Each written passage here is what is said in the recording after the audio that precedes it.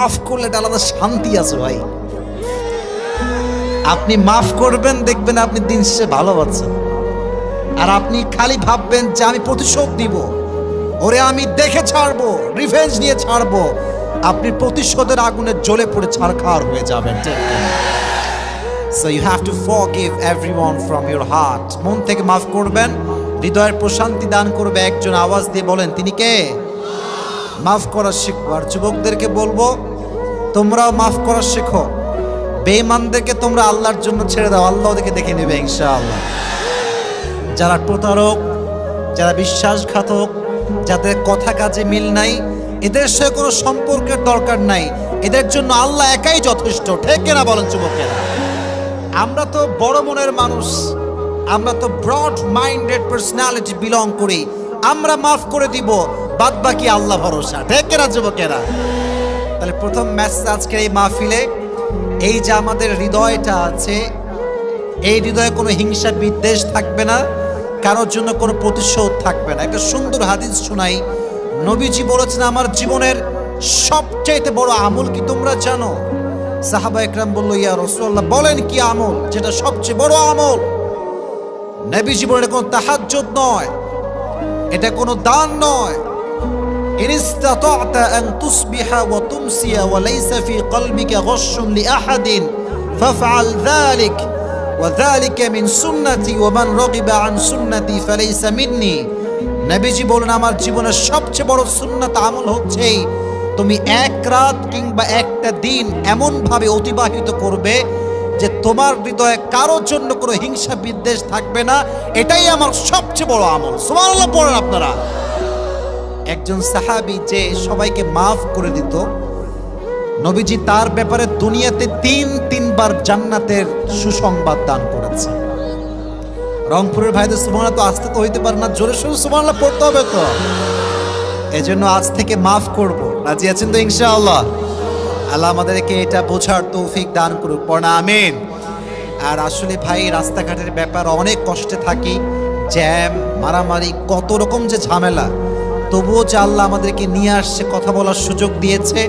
আল্লাহ যেন এইভাবে বাংলাদেশের প্রত্যেকটা প্রান্তে প্রান্তে আমাকে কথা বলার সুযোগ দান করে। সকলে পড়া আমিন। তবে এতটুকু বলতে পারি, আজকের ওয়াজ যে শুনবে তার জীবনের সমস্ত দুঃখ কষ্ট হালকা হয়ে যাবে। সুবহানাল্লাহ পড়লেন না আপনারা? এমনই একটি ওয়াজ করার নিয়ত করেছি আজকে ইনশাআল্লাহ। তবে আমি এতটুকু বলতে চাই, আমার অডিয়েন্স যেহেতু 90% বেশি যুবক ভাইয়েরা এসেছে, তো আজকের মোস্ট অফ দ্য টাইম আমরা যুবকদেরকে নিয়ে বেশি কথা বলবো আজকে ইনশাআল্লাহ। তো তোমরা যারা ডানের যুবকেরা আছো, এখানে হাজার হাজার যুবক এসেছো, আমি একটা আমানত দিচ্ছি, আমার আমানত রক্ষা করবা। আমানত হচ্ছে, আমি যখন কথা বলবো বাড়তি কোনো সাউন্ড করবেন না আমার কথা ছাড়া। যদি আমি কোনো রেসপন্স চাই তাহলে আমাকে উত্তর করবেন, বাদ বাকি কোনো আওয়াজ করা যাবে না। বলেন ইনশাআল্লাহ। তো যুবক ভাইদের আজকের এই মাহফিলে যারা যারা আসছেন, আপনাদের বউ আছে কার কার? দেখি একটু হাত তোলেন তো দেখি। আছে আছে, বহুত কম, বহুত কম। আচ্ছা, হাত নামান। এবার দেখবেন খেলা কাকে বলে। এবার যাদের বউটো কেউ নাই, সিঙ্গেল পার্টিরা দেখি হাত তুলে একটু। সবাই সবাই বউ নাই সবার? Sure sure sure, 100% confirm? আয় হায়,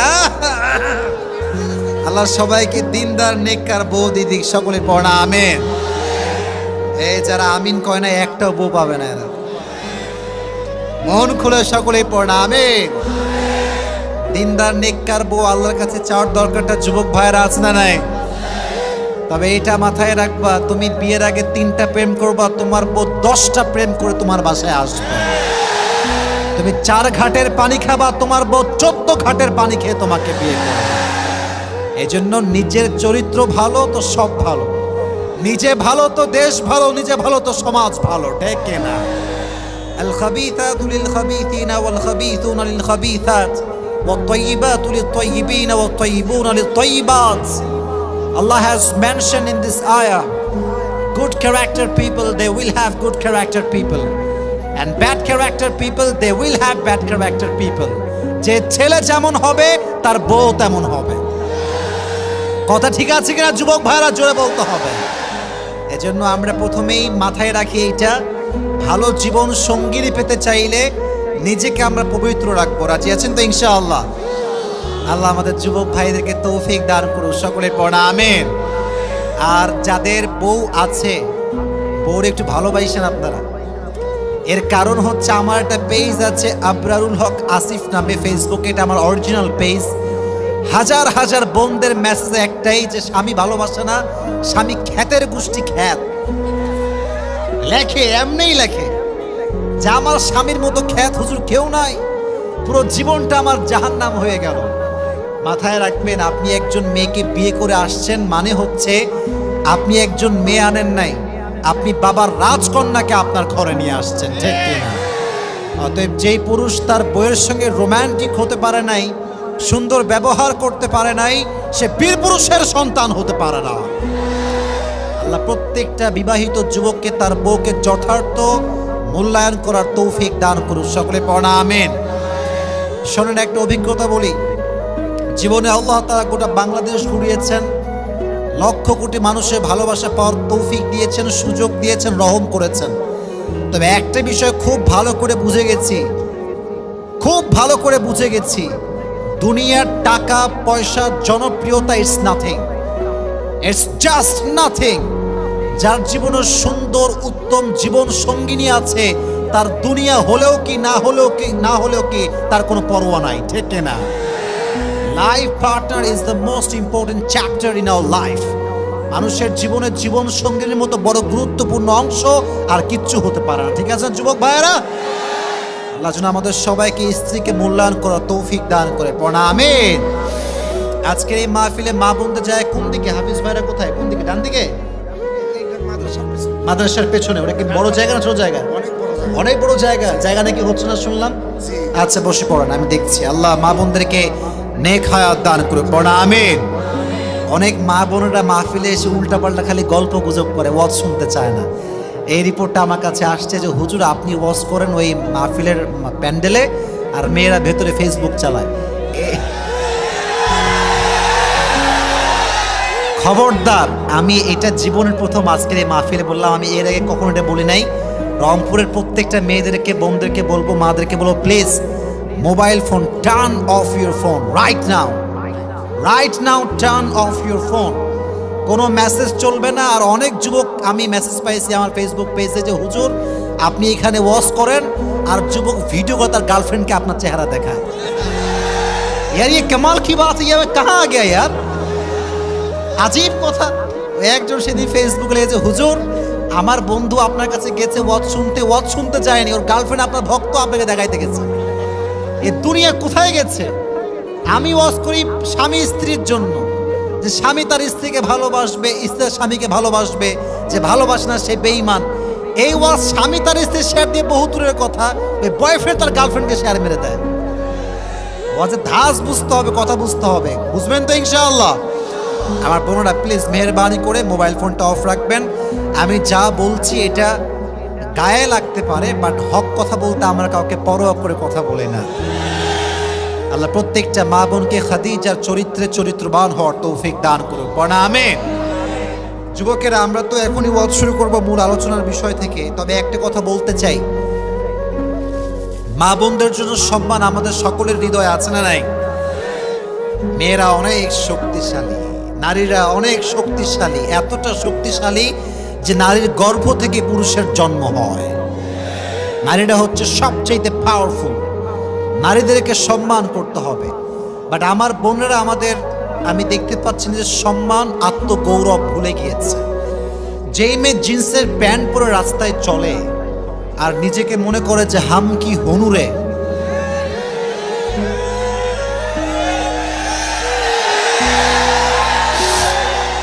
আসলে বোন আপনি কিছু হতে পারেন নাই। গোল্ড বা স্বর্ণ বা হীরা, ডায়মন্ড কখন আপনি ফুটপাতের দোকানে খুঁজে পাবেন না। এটা পেতে হলে আপনাকে গুলশান যাওয়া লাগবে, যমুনা ফিউচার পার্কে যাওয়া লাগবে, বসুন্ধরা যাওয়া লাগবে, এবং কাচের ভেতরে প্রোটেকশন সহ আপনার গোল্ডেন রাখা থাকে, ঠিক আছে না যুবক ভাইয়েরা? যেই মেয়ের দাম যত বেশি তার পর্দা জীবনে তত বেশি। যেই মেয়ে নিজের মূল্য বোঝে নাই সে এখনো পর্দাশীল হতে পারে নাই। ঠিক কিনা যুবকেরা বল? আর মাথায় রাখবেন, বেপর্দায় চলবেন, জিন্সের প্যান্ট পরবেন, টাইট ফিটিং শার্ট পরবেন, কপালে গাঁজাখোর ছাড়া ভালো চরিত্রবান যুবক আপনার জুটবে না। दिन शेषे आप जैसा होगे आपका हस्बैंड भी वैसा ही होगा, जैसा तुम तुम्हारा बीवी भी वैसा ही होगा। ठीक আছে যুবক ভাইরা, প্রত্যেকটা মা বোনকে বলবো আপনারা সকলে পর্দা মেইনটেইন করে চলুন, আল্লাহ তৌফিক দান করুন, পড়া আমিন। তবে পর্দা করলেই আসলে পর্দাশীল হওয়া যায় না, বোরকা পরলেই কনফার্ম জান্নাতি হওয়া যায় না। আজকালকার অনেক মেয়েরা বোরকা পরে, হিজাব পরে, নিকাব পরে, মাথায় সব ঠিকঠাক, ওই বোরকা পরে গানের সঙ্গে টিকটক করে আর নাচ গান করে ভিডিও বানায়। তো বোনেরা আমার, হিজাব পড়লেই হয় না, হিজাবের মান রাখতে হয়। আল্লাহ প্রত্যেকটা মা বোনকে হিজাবের মান রাখার তৌফিক দান করুক, আমিন। এবং প্রত্যেকটা মা বোনকে আল্লাহ তাআলা খাদিজার চরিত্রে চরিত্রবান হওয়ার তৌফিক দান করুক, সকলের পড়া আমিন। তো আমরা এখন 3টে তাকবীর দিব। 3টে কি কথা বলো রে প্লিজ, কোনো কথা হবে না। 3টে তাকবীর দিয়ে আমরা আমাদের ওয়াজ শুরু করব। প্রথম তাকবীর দিব যারা বিবাহিত তারা, দেখব যে কারা বেশি পাওয়ারফুল আজকের রংপুরের মাহফিলে। হ্যাঁ আমি দিচ্ছি, থাক, অত জোশ লাগবে না, আমি দিব, আপনি দিলেই হবে। আচ্ছা এবার বিবাহিতরা তাকবীর দেন দেখি, লিল্লাহি তাকবীর। পারফরমেন্স খুবই খারাপ, খুবই খারাপ। আচ্ছা it's time for single people. সবাই রেডি? সিঙ্গেলরা আমি যেমনে কাশি দিই এমনি একটা কাশি দাও। হ্যাঁ এই তো গলা ক্লিয়ার হয়ে গেছে, এবার তাকবীর দাও, লিল্লাহি তাকবীর। ওরে আল্লাহ, বিবাহিতরা 90% নাম্বার পেয়ে ফেল করেছে। আল্লাহ যারা এত সুন্দর তাকবীর দিল, এরা এটাই বুঝিয়েছে এরা তাকবীরের অর্থ হচ্ছে তাকবীর নয়, এদের যে গলার জোর এটার অর্থ হচ্ছে এবারের সংগ্রাম বিয়ে করার সংগ্রাম। আল্লাহ প্রত্যেকটা যুবককে দিনদার বউ দিয়ে দিক, পড়া আমিন। এবার আমরা সবাই মিলে তাকবীর দিব, তারপরে আমরা আমাদের তাফসীর শুরু করব। এবার সবাই মিলে তাকবীর দিব, হ্যাঁ সবাই মিলে। Let's make the performance together, everyone please. লিল্লাহি তাকবীর। আমাদের হাত কোথায়? লিল্লাহি তাকবীর। আল কোরআনের আলো, আল হাদিসের আলো, কোরআন হাদিস যেখানে, আলেম ওলামা যেখানে, রংপুরবাসী যেখানে, জোরে বলেন আমিন। আজকে আমরা ইনশাআল্লাহ today we will talk about the sabr, we will talk about the patience. আজকে আমাদের আলোচনার সেন্ট্রাল থিম বা সাবজেক্ট ম্যাটারটা হচ্ছে ধৈর্য, সবর, পেশেন্স। জীবনে যে ধৈর্যশীল হতে পারে নাই সে তার জীবনে সফল হতে পারে নাই। ঠিক কিনা যুবকেরা বলো? If you wanna get the ultimate success in your life, then you must have to be patient. যদি আপনি আপনার জীবনে সফল হতে চান, ধৈর্যশীল হওয়ার দরকারটা যুবক ভাইরা আছে না নাই? ভাইরে কিছু হয়নি এরকম চিল্লান কেন? আচ্ছা আমি বলি এই যে ক্যামেরাম্যানটা দিয়েছে হয়তো একটু কম দেখা যাচ্ছে, তবে মাথায় রাখবেন ক্যামেরাম্যান আছে বলেই আজকের এই মাহফিলে চতুর্পাশে যুবকদের গণজোয়ারের বাদ ভাঙ্গা জোয়ার নেমেছে। আমার ভিডিও দেখেই তো আপনারা আসছেন, সুযোগ দেন। আর আমি তো লম্বা মানুষ, চেয়ারও লম্বা, আমি ডান বাম হব, সবাই আমাকে দেখতে পাবে। প্লিজ কোনো আওয়াজ করবেন না। তাহলে আজকে আমাদের আলোচনার সেন্ট্রাল থিম বা সাবজেক্ট ম্যাটার হচ্ছে সবর। জোরে বলতে হবে, নামটা কি? তোমরা কথা বলো না কেন? বলেন সবাই মিলে বলেন সবর। এবার বলেন ধৈর্য। জীবনে সফল হতে লাগবে কি? বলবেন হুজুর এটা তো খুবই কমন ওয়ার্ড, সবর তো খুবই একটা ফেমাস শব্দ, সবাই জানি সবর করতে হবে। বাট সবরের একটা লেভেল আছে। কেমনে সবর করবেন? সাহাবা একরাম কেমন করে সবর করেছেন, নবীজির স্ত্রীরা কেমন করে ধৈর্য ধারণ করেছেন, নবীরা কেমন করে সবর ধারণ করেছেন, কোরআন থেকে জানা দরকারটা যুবক ভাইরা আছে না নাই, আছে না নাই? ধৈর্য হচ্ছে এমন একটা যন্ত্র যা কখনো ব্যর্থ হয় না, এমন একটা তীর যা কখনো লক্ষ্য ভ্রষ্ট হয় না। ধৈর্য এবং সফলতাকে আল্লাহ তাআলা এক এমন বিজয়ী সৈনিক বানিয়েছেন যা কখনো পরাজিত হয় না। সুবহানাল্লাহ পড়লেন না? ধৈর্য এবং সফলতা হচ্ছে সহোদর ভাইয়ের মতো। যে ধৈর্যশীল হবে সে সফল হবে, আর যে হাল ছাড়বে সে অসফল হয়ে যাবে। ঠিক কিনা যুবকেরা? ওয়াস্তাঈনু বিসসবরি ওয়াসসালাহ। আল্লাহ বলছেন তোমরা আমার কাছে সাহায্য চাও দুইটা জিনিসের মাধ্যমে, এক হচ্ছে ধৈর্য, দুই হচ্ছে নামাজ। বলেন যুবক ভাইরা, এক নম্বরে কি? বলেন জোরে, এক নম্বরে কি? দুই নম্বরে নামাজ। দুইটা জিনিস দিয়ে আমার কাছে সাহায্য চাও। তোমার সাহায্য চাওয়ার সঙ্গে সঙ্গে আমি আল্লাহর গায়েবী সাহায্য তোমার কাছে পৌঁছে যাবে। সুবহানাল্লাহ পড়ে। দিস ইজ দ্য সবর। এটা হচ্ছে ধৈর্য। সাহাবায়ে কেরামদের মাঝে কেমন ধৈর্য ছিল, নবীদের মাঝে কেমন ধৈর্য ছিল, কোরআন থেকে কিছু এক্সাম্পল আমরা জেনে নেব। আচ্ছা, এই বর্তমান সমাজে এমন কিছু লোক আছে না যে যখনই বলবেন ভাই কেমন আছেন, আর বললেন না ভাই জীবনটা তামা তামা হয়ে গেল। বলে না, বলে না, বলে না, বলে না। অনেক যুবক, কিরে বিয়ে হইল তোর? বিয়ে হয় না কেন? বলে কিসের বিয়ে মিয়া, ছাগা খেয়ে বেকা হয়ে গেছে। আমাদের কথার মাঝে কেমন যেন সবরের পরিচয়টা নাই। সবের যে হবে, ধৈর্যশীল যে হবে, যখনই তার সঙ্গে কেউ বলবে ভাই হাউ আর ইউ, কেমন আছেন, তার কোনো কথা ছাড়া সে প্রথমে বলবে আলহামদুলিল্লাহ। বলেন সবাই আলহামদুলিল্লাহ।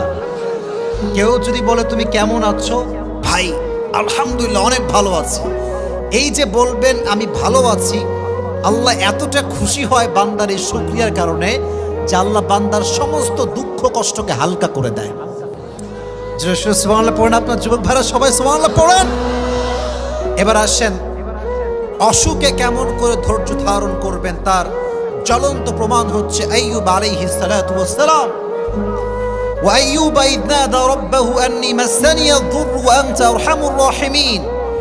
যখন আইয়ুবকে একটি রোগে ধরে বসলো, এদিকে তাকান আমার বডির দিকে, আইয়ুবের পা থেকে পচন শুরু হয়েছে, পা পচে গেছে, পেট পচে গেছে, অবস্থা খুবই খারাপ।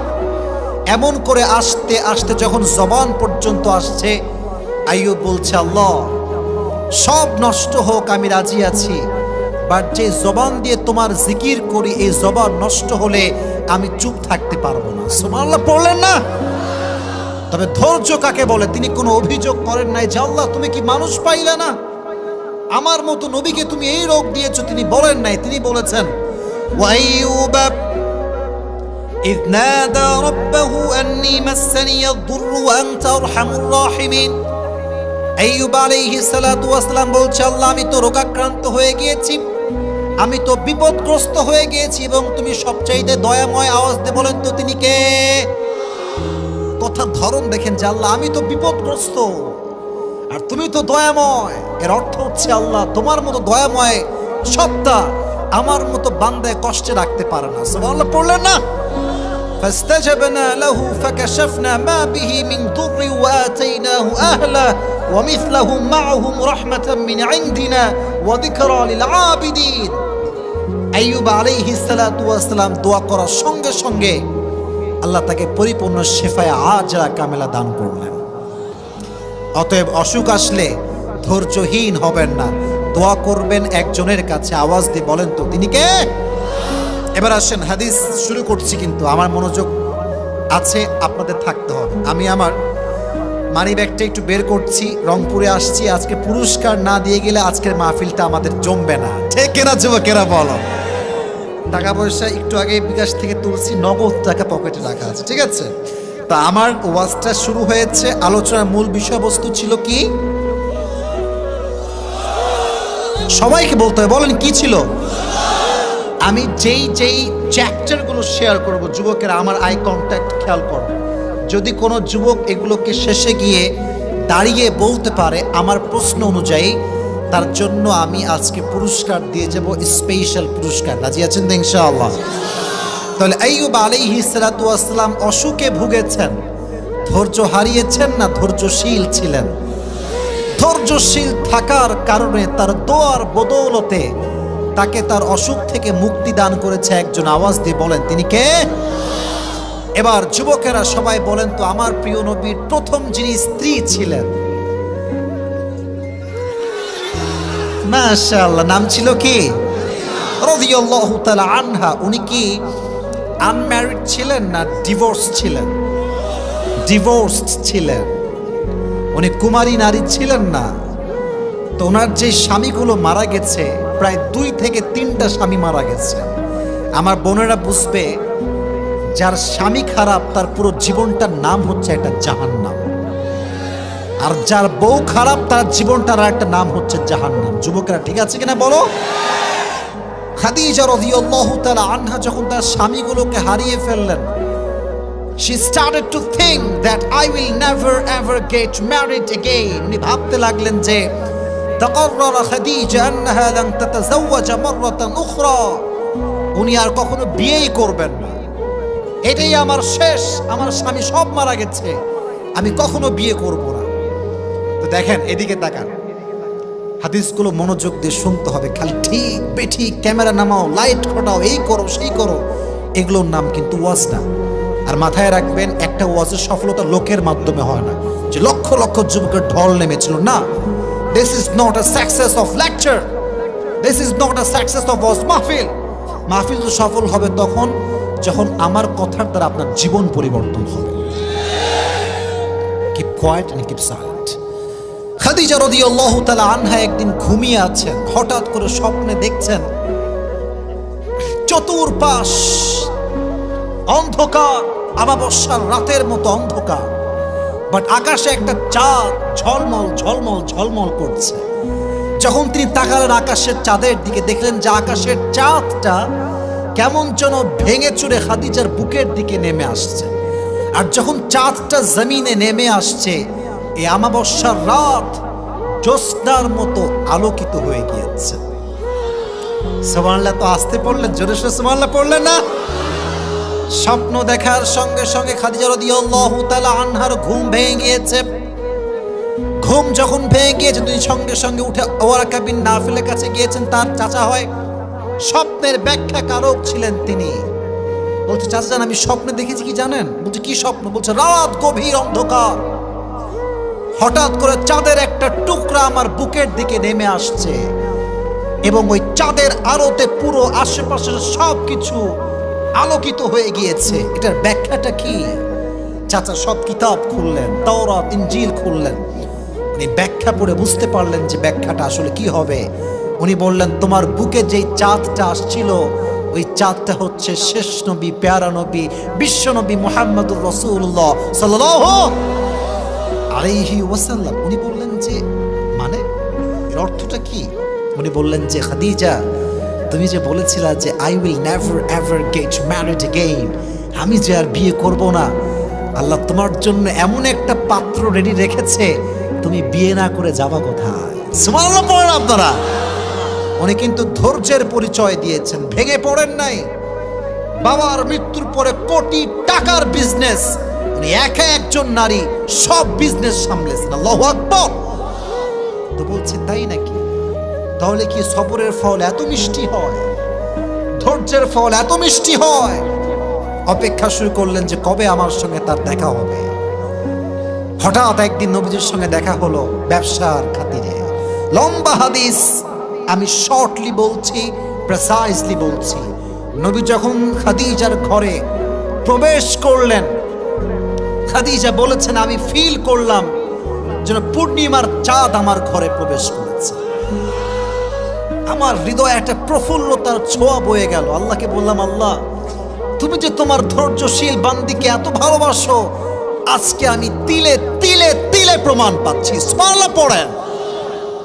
তো নবীজিকে দেখে তোমার প্রথমে পছন্দ হয়ে গেছে, বাট উনি কনফিউজড যে আসলেই কি এটা শেষ নবী? এটা কি আসলেই সেই নবী যার কথা আমার চাচা আমাকে বলেছিলেন? উনি তাওরাত ইনজিল খুললেন, থাক লাগবে না, তাওরাত ইনজিল খুলে নিয়াতে শুরু করলেন যে শেষ নবীর দেহের বৈশিষ্ট্য কেমন হবে। উনি পড়তে শুরু করলেন, শেষ নবীর দেহের বৈশিষ্ট্য হবে, বুকটা হবে উঁচা, পেটটা হবে নিচা, হাইটটা হবে, he will be neither absolutely white nor deep brown, কালারটা হবে খুব বেশি সাদাও না খুব বেশি কালোও না, এটা হবে একদম সুন্দর লাবণ্যময় চেহারা। সুবহানাল্লাহ পড়লেন না? আর হাইটটা কেমন হবে? কানা রবআতাম মিনাল কওম লাইসা বিতাবিল ওয়ালা বিলকাসির, the prophet was medium of height, neither tall nor short, নবীজি খুব লম্বাও না খুব খাটোও না, মাঝারি গড়নের একজন মানুষ হবে। সুবহানাল্লাহ পড়লেন না? উনি মিলাতে শুরু করলেন যে how will be the hair cut off last messenger Muhammad সাল্লাল্লাহু আলাইহি ওয়াসাল্লাম, চুলের কাটিং হবে কেমন। উনি দেখতে পেলেন চুলের কাটিং হবে পাপড়ি কাটিং ঘাড় পর্যন্ত, তাকায় দেখলেন নবীজির চুল বিশাল লম্বা লম্বা চুল। সুবহানাল্লাহ নাই আপনাদের মুখে? ওয়া কানা ইউফাররিকু বাইনা শারি, শেষ নবীর চুলের মাঝখানে সিঁথি থাকবে এবং নবীজির চুলের মাঝখানে সিঁথি ছিল এবং উনি সবসময় একটা আতর ব্যবহার করতেন। যখনই সেজদা দিতেন আতরের ঘ্রাণে সেজদার জায়গাটা খুশবুতে আমোদ হয়ে যেত। সুবহানাল্লাহ পড়েন। উনি ভাবলেন যে না, এটা আর ভুল হতে পারে না, এটাই তো প্রিয় নবী মুহাম্মদুর রাসূলুল্লাহ সাল্লাল্লাহু আলাইহি ওয়াসাল্লাম। যুবকেরা শোনো, পছন্দ হলে কিন্তু বিয়ের প্রস্তাব দেওয়ার সাহস সবার হয় না। ঠিক আছে না যুবক ভাইরা? বলো বলো বলো বলো। পছন্দ হয়ে যদি প্রস্তাব দেওয়া যেত তাহলে আজকের 80% যুবকের বিয়ে হয়ে যেত। ঠিক না? Actually we scare of it, আমরা খুব ভয় পাই যে গেলে কি যে বলে। আর আজকালকার বাবারা তো ইয়ার সির্ফ पैसा ढूंढता है कि पैसा कहाँ है। ছেলে ফ্রিল্যান্সিং করে লাখ লাখ টাকা কামায়, নো হবে না, সরকারি টাকলা। अरे 100% आ जाओ यार, हम तो शादी देने के लिए तैयार है। কিন্তু ফ্রিল্যান্সিং করে যুবক, জব করে যুবক, বিজনেস করে যুবক, দাম দিতে চায় না, খালি সরকারি, খালি সরকারি থাকবে। আর সরকারি থাকলে মাথায় চুল আছে কিনা they don't care about it. এত আস্তে ঠিক বলে কিন্তু আমি ওয়াজ করতে পারবো না। ওই হাদিসটা বলতে গিয়ে মনেই পড়লো, বলে ফেলবো সবাইকে। সেদিন নাটোরের একটা মাহফিল বলছিলাম যে কোন একজন যুবক ওই যে বাবা মেয়েকে বিয়ে দিয়েছে সরকারি টাকলার সঙ্গে, বলছে আব্বা জান এটা আপনি কি করলেন, কার সঙ্গে মেয়েকে বিয়ে দিলেন, इसके सर पे तो बाल नहीं है, মাথায় তো চুল নাই। তো আব্বা বলছে পাগলা কি করছ রে, सर पे बाल नहीं है तो क्या हुआ, जेब में माल तो है ना। মাথায় চুল না থাকলে কি হবে, পকেটে টাকা থাকলে আমি রাজি আছি। কথা ঠিক না যুবকেরা? বল না, রংপুর এরকম আব্বা জান নাই, আর থাকলেও আল্লাহ হেদায়েত দান করে। পড়া আমিন। তো খাদিজা কেমনে প্রস্তাব দিবে? ধৈর্যের পরিচয় তো দিয়েছে, লম্বা সময় বিবাহ করে নাই, সবর করেছে আল্লাহ কবে দিবে আমাকে life partner, the best life partner কবে আসবে। তো কেমনে বিয়ের প্রস্তাব দেওয়া যায়, এটা টেকনিক শিখে নাও। কাউরে ভাল লাগলে নিজে যাওয়ার আগে অন্য কাউকে পাঠাবা, যদি পরিস্থিতি ভালো মনে হয় তারপরে তুমি যাবা, না কিন্তু মায়ের কপালে আছে তোমার। ঠিক না? তো খাদিজা রাদিয়াল্লাহু তাআলা আনহা নিজে প্রস্তাব দেন নাই, তার একজন বাদী ছিলেন, তার নাম ছিল নাফিসা। মুখস্থ হাদিস বলতে হবে কিন্তু, নাম ছিল কি? নাফিসাকে বলছে, নাফিসা শোনো, এই ব্যক্তিকে আমার বড্ড পছন্দ, আমি তাকে স্বামী হিসেবে গ্রহণ করতে চাই, বাট প্রস্তাব দেওয়ার সাহস নাই, please help me, I need your help, একটু সাহায্য করো আমাকে। বলছে তাই নাকি, আমি তো আপনার বান্দি, কোনো সমস্যা না, আমি যা বলবেন তাই রাজি আছি। চলে গিয়েছে। ট্রিক দেখেন, কথাগুলোর ধাঁচ বুঝবেন, খালি ঠিক বেঠিক বললেই হবে না। নবীজি বসে আছেন, নবীজির বয়স হচ্ছে 25 ইয়ার্স ওল্ড, 25 বছর। কত বছর? দাঁড়ায় থাকা ভাইরা কথা কয় না, বলেন না কত বছর? 25 বছর। নাফিসা আসছে, নাফিসা কিন্তু বয়স্ক মানুষ, এসে বলছে আসসালামু আলাইকুম। নবীজি বলছে ওয়ালাইকুম আসসালাম, কাইফা হাল, কি খবর? আলহামদুলিল্লাহ ভালো আছি। কি খবর, আসছেন কেন?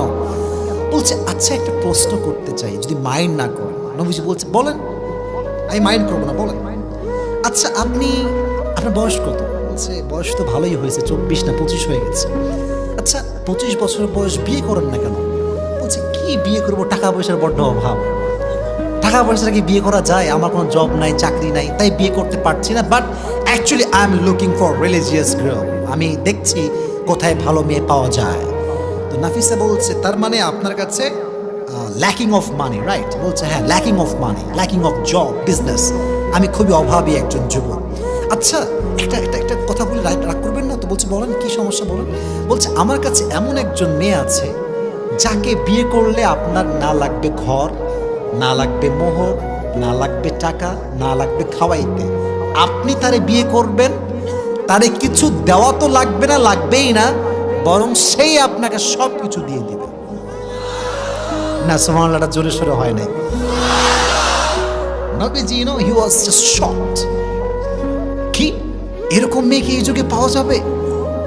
আদৌ কি পসিবল এটা? বলছে অবশ্যই পসিবল। বলছে মাসমুহা, তার নামটা কি? বলছে তার নাম হচ্ছে বিবি খাদিজা। সুবহানাল্লাহ পড়েন।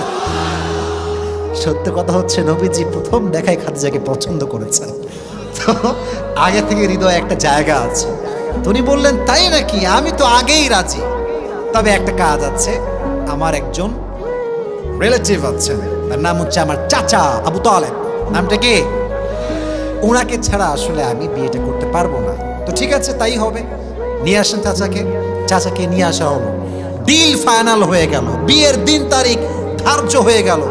নবীজি কি দিবে মোহর হিসেবে? কিচ্ছু নাই। আবু তালেব 20টা উট নিয়ে আসলেন। বলছে ইয়া খাদিজা, তোমাকে দেওয়ার মতো কোনো কিছু আমাদের কাছে নাই। You are the richest girl in Medina. তোমার মতো ধনাঢ্য নারী এই তল্লাটে কেউ নাই। 20টা উট দিলাম, যাও। খাদিজা 20টা উট নিয়েছেন, বাট বিয়ের পরে ওই 20টা উট মানুষের ওয়ালিমা হিসেবে আবার জবাই করে দিয়েছেন। সুবহানাল্লাহ পড়েন। বিয়ে হয়ে গেল। বাসর রাত যখন হলো, রাতের বেলা নবীজি এসেছেন ঘরে। খাদিজা বলছে ইয়া রাসূলুল্লাহ, ইয়া হাবিবাল্লাহ। যদিও বা তখন নবীজি নবুয়ত পান নাই, বাট ডেকেছেন ইয়া মুহাম্মদ, বা নবীকে ডেকেছেন। বলছেন যে শোনেন, আমি যে ধৈর্যশীল ছিলাম, সবর ছিলাম, এই একটা ধৈর্যের গুণের বিনিময়ে আল্লাহ আপনার মতো মানুষকে আমার জীবন সঙ্গী হিসেবে পাঠিয়ে দিয়েছে। যুবক, তোমরা খুবই ডিপ্রেসড। আরে কবে বিয়ে হবে, পাই না কেন রে? আরে বেটা, ধৈর্যশীল হতে হবে। এমন একটা ভাগ্যে তোমার জুটবে যে তোমার ভাগ্যে তোমার বন্ধুরা আশেপাশেও নাই। ঠিক কিনা যুবকেরা? বল, ধৈর্যশীল হও। তোমার যে বন্ধুর বউটো আছে বলে কিরে তোর তো জীবনে বিয়ে হবে না রে, তুমি বললো বেটা তুই খালি একটু থাম, এমন একটা বিয়ে করবো তুই আশেপাশে ভিড়ার সাহস পাবি না। ঠিক কিনা যুবকেরা? You must have to be patient. ধৈর্যশীল হবে যে তাকে উত্তম জীবন সঙ্গী দান করবে একজন। আওয়াজ দিয়ে বলেন তো তিনি কে? এবার আসেন, অভাবের ক্ষেত্রে কেমন করে ধৈর্যশীল হবেন এটার জন্য প্রশ্ন করতে হবে। বলেন তো, নবীজির একজন মাত্র কলিজার টুকরা মেয়ে ছিল যার দ্বারা নবীজির বংশ বিস্তার পেয়েছে। Right right right. নাম বলেন। ফাতিমা রাদিয়াল্লাহু তাআলা আনহা, তার দুটি সন্তান ছিল। তার নাম ছিল কি? হাসান এবং হোসেন। এবার বলেন, হাসান এবং হোসেনের আব্বার নাম ছিল কি? সর্বনাশ। মারহাবা বলেন আপনারা সবাই। অডিয়েন্স দেখছেন আমার? সব কাট টু কাট জবাব দিচ্ছে। এরকম অডিয়েন্স থাকলেই তো ওয়াজ করে মজা পাওয়া যায়। ঠিক কিনা যুবকেরা? বল। দেখেন অভাবে ধৈর্যশীল কেমন করে হবেন। এবং আমি ওয়াজটা এই জন্য করছি, হাজার হাজার যুবক আজকে রংপুরের মাটিতে আমরা এসেছি। Maximum people we are from middle class family. আমরা মধ্যবিত্ত পরিবারের সন্তান। তবে এটাতে আমাদের কোনো আফসোস নেই, আক্ষেপ নেই। নবীজির হাদিস আছে, গরিবরা বড় লোকের চাইতে 500 বছর আগে জান্নাতে প্রবেশ করবে। Are you happy? Are you happy? আজ থেকে এটা প্রাউড ফিল করে বলবেন যে আরে বেটা, আমি গরিব হতে পারি, আমি মধ্যবিত্ত পরিবারের সন্তান হতে পারি, বাট আমি আল্লাহর কাছে একজন প্রিয় বান্দা। সুবহানাল্লাহ পড়ে। তো একদিন আলী রাদিয়াল্লাহু তাআলা আনহু এবং ফাতেমার ঘরে এত অভাব দেখা দিল, 3 দিন যাবত কোনো রান্না নাই। এবার আলী রাদিয়াল্লাহু তাআলা আনহু বড্ড ক্ষুধার্ত হয়ে গেলেন। ডাক দিয়ে বললেন, ইয়া ফাতেমা, তোমার আব্বার কাছে যাও, গিয়ে চেয়ে নিয়ে আসো আমার জন্য। আব্বার কাছে যাও, আমার জন্য কিছু খাবার চেয়ে নিয়ে আসো। ফাতেমা রাদিয়াল্লাহু তাআলা আনহা বাধ্য হয়ে বের হয়ে গেলেন, বাবার কাছে গেলেন, ডাক দিয়ে বলছেন, আব্বা জান, ইয়া রাসূলুল্লাহ, ইয়া হাবিবাল্লাহ, 3 দিন যাবত বাসায় কোনো রান্না নাই, আমাকে কিছু দান করেন। এবার নবীজি ধৈর্যের পরীক্ষা নেওয়া শুরু করছেন, বলছে, ইয়া ফাতেমা, এই তোমরা কই যাও, বসো, এখানে বসো, কোনো বিশৃঙ্খলা করবে না, খবরদার। বলছে, ইয়া ফাতেমা, শোনো, আমার কাছে 5টা দোয়া আছে আর 5টা বকরিয়া আছে, which one you wanna take? তুমি কোনটা নিবা? ধৈর্যের পরীক্ষা। ফাতেমা বলছে, আব্বা জান, আমার 5টা বকরি লাগবে না, আমাকে 5টা দোয়া শিখাই দিলেই আমি খুশি। যারা সুবহানাল্লাহ পড়লেন না, তো দোয়াগুলো আপনারাও পাঠ করেন, সকলেই বলেন, ইয়া আউয়ালাল আউয়ালিন, না এটা আসতে হয়ে গেছে, ইয়া আউয়ালাল আউয়ালিন, ইয়া আখিরাল আখিরিন, ইয়া যাল কুওয়াতিল মাতিন, ইয়া রাহিমাল মাসাকিন।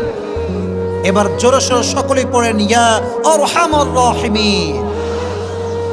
এই 5টা শব্দের দোয়া যে ব্যক্তি অভাবে পাঠ করবে, তার দোয়ার বিনিময়ে আল্লাহ থেকে সমস্ত অভাব থেকে মুক্তি দান করবে।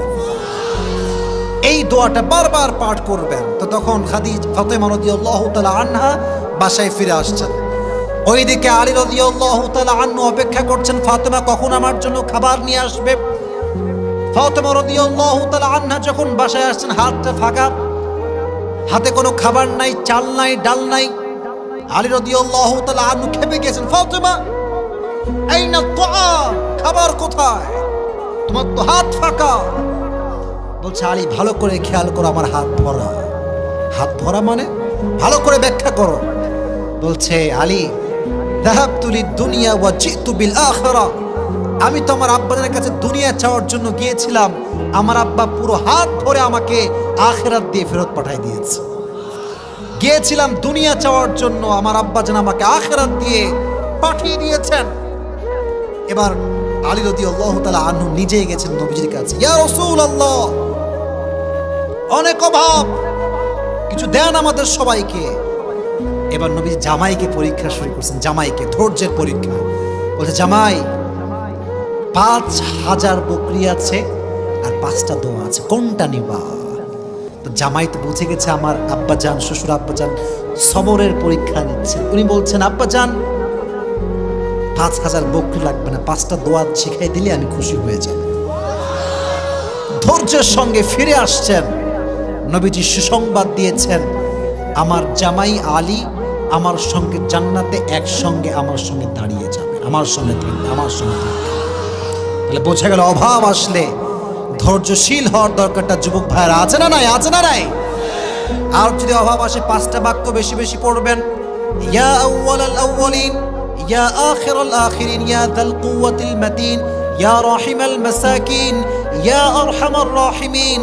এই 5টা বাক্য বেশি বেশি পাঠ করলে আপনার অভাব দূর করে দিবে একজন দিনীকে।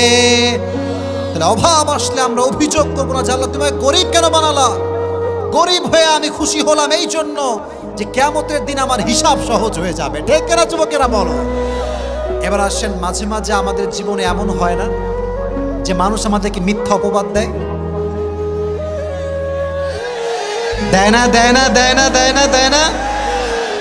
দেখবেন মিথ্যা অপবাদ এত খারাপ, এত খারাপ। একজন যুবকের চরিত্র, একজন নারীর চরিত্র নিয়ে মানুষ যখন কথা বলে, তার পুরো ক্যারিয়ারটাও ধ্বংস হয়ে যায়। আমি মনে করেন কারোর সাথে আমার কোনো বাজে সম্পর্ক নাই, একজন বলল যে হুজুরের এই মেয়ের সঙ্গে বাজে সম্পর্ক, কথা কথা। এখানে যুবক আছে, তার কোনো বউ নাই, গার্লফ্রেন্ড নাই, কিচ্ছু নাই।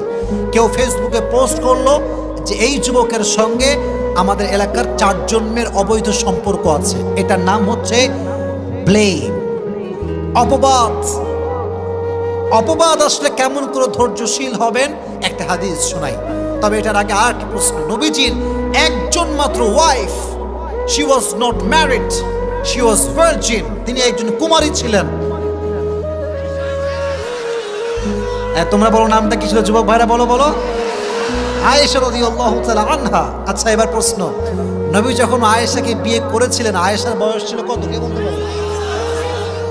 আপনারা বলেন না, কয় বছর? কয় বছর? মাথায় রাখবেন, যখন বিয়ে হয় তখন বয়স ছিল 6, আর যখন শ্বশুর বাড়িতে তুলে নিয়ে আসে তখন বয়স ছিল 9। সুবহানাল্লাহ পড়লেন না আপনারা? অনেক নাস্তিক বলে যে আমার নবী নাকি নারী লোভী ছিল, এই জন্য নাকি নবীজি নারীকে 6 বছর বয়সে বিয়ে করেছেন। নাউজুবিল্লাহ পড়লেন না? আরে যে আমার নবীকে গালি দেয় এটা পিতৃ পরিচয়হীন জারদ সন্তানের, জন্মের ঠিক নয়। আর আমি আসিফের স্পষ্ট বক্তব্য রংপুরের মাটিতে আমি দিয়ে যাচ্ছি, খুব ভালো করে শুনবেন। আমাকে গালি দাও আমি সহ্য করব, বাপকে দাও সহ্য করব, পরিবারকে দাও সহ্য করব, মাকে দাও সহ্য করে ফেলবো কোনো মতে। বাট আমার নবীকে নিয়ে একটা টু শব্দ বলবা, আমার দেহে 1 ফোঁটা রক্ত যতক্ষণ পর্যন্ত আছে এটা আমি চুল পরিমাণ বরদাস্ত করতে পারবো না। এটার নাম হচ্ছে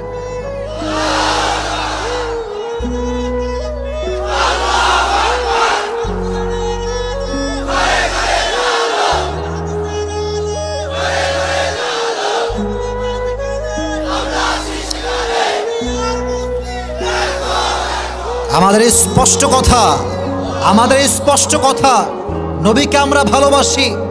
নবীকে কেউ কটাক্ষ করে ও নাস্তিক বাজে কথা বলবে আর মুসলমান ঘরের সন্তান আমরা চুপ থাকবো, এটা কোশ্চিন কালও সম্ভব হতে পারে না। প্রয়োজনে আমরা জীবন দেব, রক্ত দেব, নবীর ইজ্জতকে আমরা রক্ষা করে ছাড়বো, ঠিক কিনা? আমরা যেন আয়েশা রাদিয়াল্লাহু তাআলা আনহাকে বিয়ের পর নবীজি একদিন সফরে গেলেন ঘোরার জন্য। মাঝে মাঝে বউ কিনে আমরা কক্সবাজারে ঘুরতে যাই না? এখন তো সুবিধা হয়ে গেছে, এখন তো ট্রেন চালু হয়ে গেছে যুবকেরা, এখন প্লেন আছে, রাজশাহী থেকেও প্লেন আছে, আবার ঢাকার থেকে কক্সবাজার সোজা ট্রেনে আপনি যাবেন, একদম পুরো কক্সবাজার আপনাকে নিয়ে চলে যাবে। তো মাঝে মাঝে বউ কিনে ঘুরবেন। স্বামীরা আজকাল এমন খ্যাত, কিচ্ছু বোঝে না। আর এমন অনেক স্বামী আছে সারা জীবনে বউকে একবার আই লাভ ইউ বলে নাই। এরকম স্বামী আছে না নাই? আছে না নাই? তো নবীজি আয়েশাকে নিয়ে মাঝে মাঝে ঘুরতেন। তবে এটা একটা সিস্টেম ছিল, লটারি সিস্টেম। রংপুরের ভাইয়েরা কি সিস্টেম? লটারি। একটা এরকম বাটি থাকতো, সব বিবির নাম রাখা হতো, 1 2 3 4 করে নাম রাখা হতো। তো যার নামটা উঠতো নবীজি তাকে নিয়ে ঘুরতে যেতেন। তো সেই মাসে যার নাম আসছে তিনি হচ্ছেন আয়েশা। সুবহানাল্লাহ পড়লেন আপনারা সবাই? সবরের মেসেজটা কোথায় আমি দিচ্ছি এখন? আয়েশাকে নিয়ে ঘুরতে যাওয়ার পর যখন কাম ব্যাক করবেন, আয়েশা রাদিয়াল্লাহু তাআলা আনহা প্রকৃতির ডাকে সাড়া দেওয়ার জন্য উট থেকে নামলেন। আগের যুগে এটাকে বলা হতো হাউদাজ, পালকি, পালকিতে চড়ে ঘোরা হতো। তো আয়েশা রাদিয়াল্লাহু তাআলা আনহা ছিলেন, she was slim, she was not a fat. তিনি একজন স্লিম বডির মানুষ ছিলেন। তো দেখবেন স্লিম বডির মানুষ যখন রিক্সায় ওঠে, রিক্সাওয়ালা বোঝে না যে পেছনে কেউ আছে কিনা। আর যখন একটা মোটু মার্কা লোক ওঠে, দুইজনের জায়গা ওই একাই খেয়ে ফেলে, ঠিক খেয়ে যাবো কিনা। তো আয়েশা রাদিয়াল্লাহু তাআলা আনহা ছিলেন স্লিম। কেন বললাম একটু সামনে বুঝবেন যে আমি কেন এটা শেয়ার করলাম। তো যখন উনি প্রকৃতির ডাকে সাড়া দেওয়ার জন্য নেমে গেছেন, ওই সাহাবী দূরে গিয়েছে, ওইও প্রকৃতির ডাকে সাড়া দেওয়ার জন্য গিয়েছে। তো যখন ফিরে আসছে, যেহেতু এটা উটের হাউদাজ, পালকি, পালকিতে কি নামানো থাকে? পর্দা। বলেন কি থাকে? ভেতরে কিছু সহজে দেখা যায় না। তো ওই সাহাবী ভেবেছে যে আয়েশা মনে হয় ঢুকে গিয়েছে, বসে পড়েছে, চিকন মানুষ তো বোঝা যায় না। তো সে উট নিয়ে চলে আসছে। এদিকে আয়েশা রাদিয়াল্লাহু তাআলা আনহা যখন কাম ব্যাক করেছেন, দেখছেন উট নাই। কিরে, উট গেল কোথায়? সাহাবী গেল কোথায়? মরুভূমির এরিয়া, কোথাও কেউ নয়। আয়েশা বুঝে গেলেন যে সে ভুল বুঝে চলে গেছে। এবার তিনি একটা চাদর বিছালেন, চাদর বিছিয়ে মুড়ি দিয়ে শুয়ে পড়লেন মরুভূমির মাঝে। ওই সফরে একজন সাহাবী, তার নাম হচ্ছে আব্দুল্লাহ ইবনে মুআত্তাল রাদিয়াল্লাহু তাআলা আনহু, তাকে নবীজি দায়িত্ব দিয়েছেন লস্ট অ্যান্ড ফাউন্ডের। যখন আমরা পিকনিকে যাই দেখবেন মাইক নেই, এই ছাত্ররা উঠে পড়ো বাসে, কে কোথায় আছো উঠে পড়ো, দায়িত্ব থাকে যে কেউ মিসিং না হয়ে যায়। তো আব্দুল্লাহ ইবনে মুআত্তাল যখন বুঝতে পারলো আয়েশা নেই, তখন তিনি চলে গেলেন খোঁজার জন্য। দেখলেন যে উনি এভাবে কাপড় বিছিয়ে মুড়ি দিয়ে শুয়ে আছেন, খুবই স্লিম একজন মানুষ। উনি গিয়ে, যেহেতু পর্দার আয়াত নাজিল হয়েছিল, উনি একটা কাশি দিলেন। আয়েশা রাদিয়াল্লাহু তাআলা আনহা বুঝতে পারলেন যে আমাকে রিসিভ করার জন্য লোক এসেছে। আয়েশা রাদিয়াল্লাহু তাআলা উঠে খুব সুন্দর করে মুড়ি টুড়ি দিয়ে পর্দা করে রেডি হলেন, উটের হাউদাজে উঠলেন। কিন্তু এদিকে সব সাহাবা একরাম ফিরে গেছে বাসাতে, কেউ নয়। সব সাহাবা একরাম যার যার গন্তব্যে পৌঁছে গিয়েছে। যখন আয়েশা একাই তার সঙ্গে ফিরে আসছে সে দূরের সফর থেকে, তখন মুনাফিকের সর্দার আব্দুল্লাহ ইবনে সালুল সুযোগ খুঁজে পেয়েছে অপবাদ দেওয়ার জন্য। যখন সে সকালবেলা ফিরে আসছে সারা রাত সফর করে, আব্দুল্লাহ ইবনে সালুল গোটা মদিনার ভেতরে প্রোপাগান্ডা ছড়িয়ে দিয়েছে যে মুহাম্মদের বিবি আয়েশার সঙ্গে আব্দুল্লাহ ইবনে মুআত্তলের জেনার সম্পর্ক আছে। নাউজুবিল্লাহ, তো আস্থা হয়ে গেল আপনাদের সবার। একজন নারীর জন্য এর চাইতে বড় ব্লেম অপবাদ আর কিচ্ছু হতে পারে না, ঠিক কিনা? সোজা চরিত্রে আঘাত। তবে আয়েশা জানতেন না যে আমার বিরুদ্ধে এতটা অপবাদ ছড়ানো হয়েছে। উনি খেয়াল করলেন যে নবীজি আগের মতো আর ভালোবাসে না। আগে যেমন ভালোবাসতো, আই লাভ ইউ বলতো, ঘুরতে নিয়ে যেত, এখন আর ভালোবাসে না। কিন্তু জানেন না যে কি কারণ আসলে এর পেছনে আছে। এবার আয়েশা রাদিয়াল্লাহু তাআলা আনহা যখন বাবার বাসায় গেলেন, বাবা এ বাসায় যাওয়ার পর একজন মহিলা এসে বলছে, আয়েশা তুমি কি জানো তোমার বিষয়ে কি লটানো হচ্ছে? কি বলেন তো দেখি। বলছে তোমার বিষয় লটানো হয়েছে, তুমি নাকি ওই সাহাবীর সঙ্গে জেনা করে ফিরে আসছো। নাউজুবিল্লাহ বললেন না? এটা শুনে আয়েশা মাথায় আকাশ ভেঙে পড়ছে। আরে আমার বিরুদ্ধে এত বড় অপবাদ আমি কেমনে সহ্য করব? আব্বা জান আপনি একটু বোঝান না, আমি তো এই কাজটা করি নাই। আবু বকর বলছে আমার কিচ্ছু করার নেই আম্মা জান, তুমি একটু দোয়া করো আল্লাহর কাছে। এবার নবীজি আসছে। দেখেন ভাই, সত্য কথা হচ্ছে এই, বিপদ আসলে বোঝা যায় কে ভালোবাসে আর কে ভালোবাসে না। আমি সব সময় বলি খারাপ সময়কে আমি অলওয়েজ থ্যাঙ্কস দেই, কারণ খারাপ সময় না আসলে আমি আমার आसपासের বেঈমানগুলোকে চিনতে পারতাম না। मैं हमेशा अपने बुरे वक्त का शुक्रिया अदा करता हूँ, इसलिए कि उसने मुझे पैगाम दे दिया कि कौन मेरा अपना है और कौन मेरा पराया है। ठीक है ना? বিপদ আসলে বোঝা যায় যে কে ভালোবাসে কে ভালোবাসে না। যখন তোমার টাকা পয়সা আছে সবাই বলবে I love you, I really love you from my heart. আর যখন তুমি শূন্য হতচ্ছাড়া হয়ে যাবা, ওই ভালোবাসার মানুষগুলো তুমি হারিকেন দোয়ার খুঁজে পাবা না। ঠিক কিনা বলো? তো নবীজি এসে বলছে, আয়েশা শোনো, তুমি কি সত্যি এই কাজ করেছো? যদি করে থাকো তুমি তওবা করে নিও। এই কথা শুনে আয়েশা এত কষ্ট পাইছে। এদিকে তাকান, আয়েশা দাঁড়িয়েছিলেন, নবীর এই কথা শুনে এমনি বসে গেছে। নবী হে, ইউ ডোন্ট বিলিভ মি? আপনি আমাকে বিশ্বাস করেন না? আমি তো এই কাজ করি না, আমি তো আশেপাশেও নাই। নবীজি বলছে আচ্ছা আচ্ছা কোনো সমস্যা, তুমি তওবা করে নিও। তো আয়েশা বলছে নবী অপেক্ষা করেন, যার কেউ নাই তার আছে কে? যার কেউ নাই তার আছে কে? অপেক্ষা করেন, আমি ধৈর্যশীল হলাম। আয়েশা অপবাদ পেয়ে ধৈর্যশীল হলেন। আয়েশার চরিত্রকে নিষ্কুলুষ প্রমাণ করবার জন্য, আয়েশা যে চরিত্রবান নারী, চরিত্রহীন নারী নয়, পবিত্র নারী, এটার ঘোষণা করবার জন্য আল্লাহ কোরআনে আয়াত নাযিল করে দিলেন। ধৈর্যশীল হও, তুমি ধৈর্য ধারণ করো। যে তোমাকে ব্লেম দিচ্ছে, অপবাদ দিচ্ছে, আল্লাহ তাকে এমন শিক্ষা দিবে আগে বলছে তোমার পা ধরে ক্ষমা চাইতে বাধ্য হয়ে যাবে। ঠিক কিনা? Wait for the right time. কে অপবাদ দিলে you don't need to explain yourself who you are and where you came from, just wait for the right time. সময় মানুষকে বলবে যে তার পরিচয় আসলে কি। ঠিক কিনা যুবকেরা বলো? অপবাদ আসলে আমরা ধৈর্যশীল হব আয়েশা রাদিয়াল্লাহু তাআলা আনহার মতো। এখন কথা হচ্ছে ভাই, সবরের হাদিসের কোনো শেষ নাই, অনেক হাদিস আছে। আমাকে বলা হচ্ছে 12:30টার মধ্যে শেষ করতে হবে। আচ্ছা, আমি যদি আরো 5টা মিনিট ওয়াচ করি আপনারা কি বিরক্ত হয়ে যাবেন নাকি? তবে এতটুকু শুকরিয়া জানাই যে আপনাদের মতো অডিয়েন্স পাওয়া হচ্ছে একজন সৌভাগ্যবান ব্যক্তির বিষয়। এরকম অডিয়েন্স পাওয়া খুবই মুশকিল। আর আপনাদের যে সাউন্ড, এটা বারবার প্রমাণ করে রংপুরের সন্তানরা সব বীর পুরুষের সন্তান আমার সামনে বসে আছে। রংপুর মানে হচ্ছে একটা ইতিহাস। আমি এর আগে একবার রংপুরে আসলাম, বুড়ির হাট না কোথায়, আমি দেখেছি যুবকদের যে ভালোবাসা এ টাকা দিয়ে কিনে পাওয়া যায় না। ঠিক কিনা বলো যুবক? তো এই ভালোবাসা আপনারা আজকে আবারও প্রমাণ দিয়েছেন। তবে প্রমাণ হবে তখন আমি একটা শেষ হাদিস বলবো, এটা বলে আমি আবার রিপিট করব, যে বলতে পারবে তাকে পুরস্কার দিয়ে দোয়া করে আমরা বাসায় যাব। রাজি আছেন তো ইনশাআল্লাহ? ওই একজন কয়ে যাবে, যে একজন মাত্র রুমালওয়ালা, have a seat, sit down, বসে পড়ো। यार कहाँ जा रहा है यार ये, बैठ जाओ, হয়ে যায়, বসো। হ্যাঁ, এই তো বসছে।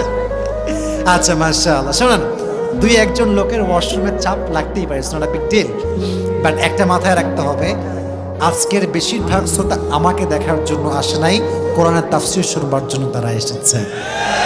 যারা শুধুমাত্র বক্তার চেহারা দেখার জন্য আসে, তারা 12:30 পর্যন্ত থাকে না। তো আজকের এই জনগণ, কোরআন প্রেমিক জনগণ আমার সামনে বসে আছে, ঠিক কিনা যুবকেরা? তাহলে অপবাদ দিলে কি আমরা ভেঙে পড়বো না ধৈর্যশীল হব? তোমাকে তোমার বন্ধু বলবে, কিরে কয়টা গার্লফ্রেন্ড তোর? বলবি ভাই না, এগুলো আছে, তোর আছে আমি জানি, তোমার ব্যাখ্যা দেওয়ার কোনো প্রয়োজনে, তোর যা মন চায় তুই ভাব, আমার আল্লাহ জানে যে আমি কেমন, ঠিক কিনা যুবকেরা? এবার আসেন আরেকটা হাদিস, এবং এটা হচ্ছে আমার শেষ হাদিস। এটা শুনিয়ে আমি আমার আজকের ওয়াজের ইতি টানবো।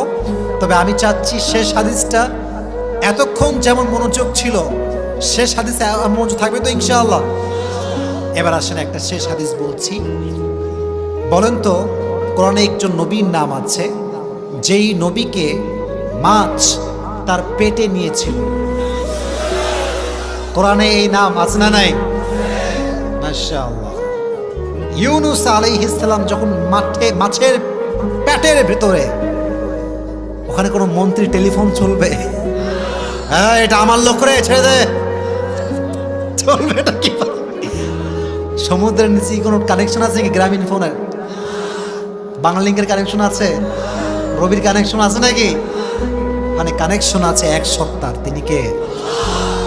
আল্লাহর কানেকশন আছে।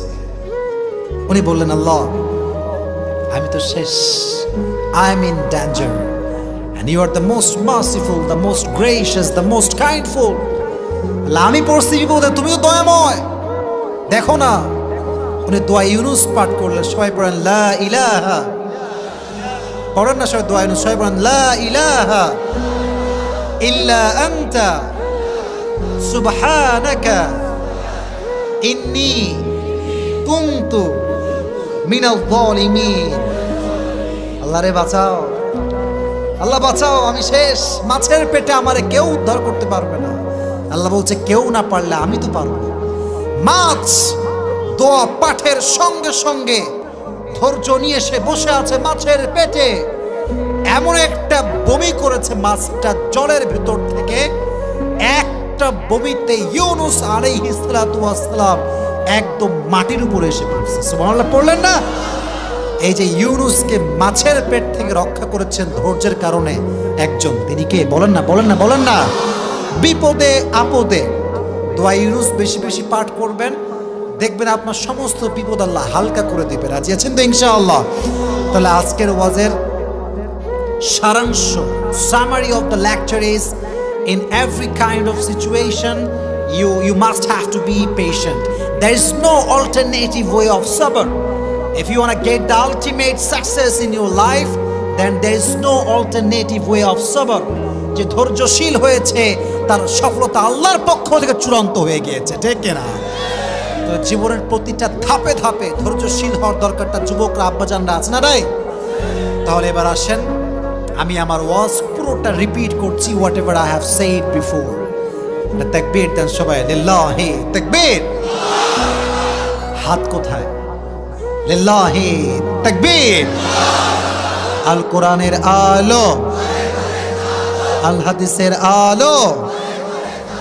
মাশাআল্লাহ। এবার আমাকে শুধু জবাব দিবেন আমি যে প্রশ্ন করি, তারপরে একজন যুবককে আমি দাঁড় করাবো যে আমাকে পুরস্কার নেওয়ার জন্য সহযোগিতা করবে, তাকে পুরস্কার দেওয়ার জন্য। রাজি আছেন ইনশাআল্লাহ? আজকে আমাদের আলোচনার সেন্ট্রাল থিম বা সাবজেক্ট ম্যাটার ছিল সবর। বলেন, নাম ছিল কি? This is Arabic word. Bangla হচ্ছে ধৈর্য, ইংলিশ হচ্ছে পেশেন্স। ধৈর্যশীল হতে হবে, মাথায় রাখবেন। পেশেন্ট মানে ধৈর্যশীল, আবার পেশেন্ট মানে কিন্তু রোগীও হয়। কথা ঠিক আছে না? এখন বলবেন যে হুজুর দুইটা শব্দের অর্থ একই হচ্ছে, পেশেন্ট মানেও রোগী, পেশেন্ট মানে আবার ধৈর্যশীল। এখানে বুঝতে হবে রোগী মানেই হচ্ছে ধৈর্য ছাড়া আর কোনো গতি নাই। ঠিক আছে না যুবক ভাইরা? বলো বলো। আপনার সবাই শেখ আহমদুল্লাহ হুজুরের নাম শুনছেন না? সেদিন তিনি বললেন যে আমি মেডিকেলে ছিলাম, আমার একটা অপারেশন হবে, তো আমি খুব টেনশন যে মনে হয় আমি আর বাঁচবই না, সব ডাক্তার আমাকে ঘিরে আছে। তো একজন নার্স আসছে, বলছে যে হুজুরের কি হয়েছে? তো আরেকজন নার্স বলছে হুজুরের এই রোগটা হয়েছে। তো বলছে কি এই রোগ? এটা কোনো রোগ হইল? এত ভয় পাচ্ছে কেন এই লোকটা? তো শায়েখ আহমদ এটা শুনে এত লজ্জা পাইছে যে আমি এত ভয় পাচ্ছি আর এ কয় কোনো রোগই না। বলছে আমাকে চিকিৎসা করে যেই পরিমাণ তারা সুস্থ করতে পারে নাই, ওই একটা কথায় আমি তার চেয়ে বেশি সুস্থ হয়ে গেছি। তার মানে কি জানেন? রোগী যে হবে তার ডিপ্রেসড হওয়া যাবে না, হতাশ হওয়া যাবে না। যত সহজে নিবেন জীবন তত সহজ হয়ে যাবে, আর যত কঠিন করবেন জীবন তত বেশি কঠিন হয়ে যাবে। ঠিক কেনা চুপ কেনা?